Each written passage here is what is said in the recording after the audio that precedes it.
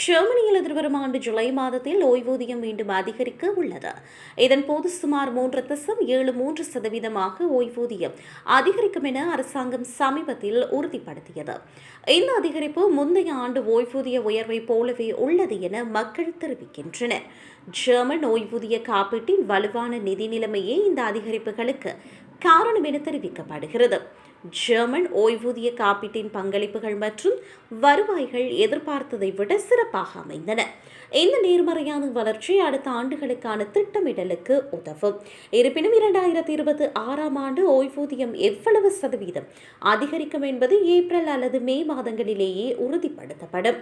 ஓய்வு பெற்றவர்கள் முழு அதிகரிப்பையும் பெற மாட்டார்கள், ஏனெனில் அதில் சுகாதார காப்பீடு மற்றும் நீண்டகால பராமரிப்பு காப்பீடு ஆகியவற்றுக்கான விலக்குகள் இருக்கும். மேலும் சிலர் தங்களது மொத்த வருமானத்தை பொறுத்து வருமான வரிகளை செலுத்த வேண்டியிருக்கும். உதாரணமாக 1000 யூரோக்களை ஓய்வூதியமாக பெறும் ஒருவரின் ஓய்வூதியம் 1037 யூரோக்களாக உயரும். கழிவுகளுக்கு பிறகு மாதத்திற்கு 32.50 யூரோ என்ற தொகையை அவர்கள் அதிகமாக பெற்றிருப்பார். கழிவுகளுக்கு பிறகு மாதத்திற்கு 32.50 என்ற தொகையை அவர் அதிகமாக பெற்றிருப்பார். இதேவேளை ஓய்வூதிய பங்களிப்பு விகிதம் 2027ஆம் ஆண்டு வரை 18.6% என்ற அளவில் நிலையானதாக இருக்கும். அதன் பிறகு அடுத்த ஆண்டுகளில் இது மெதுவாக உயரும் என எதிர்பார்க்கப்படுகிறது. ஓய்வூதிய சீர்திருத்தங்கள் குறித்து அரசாங்கம் தொடர்ந்து விவாதித்து வருகிறது.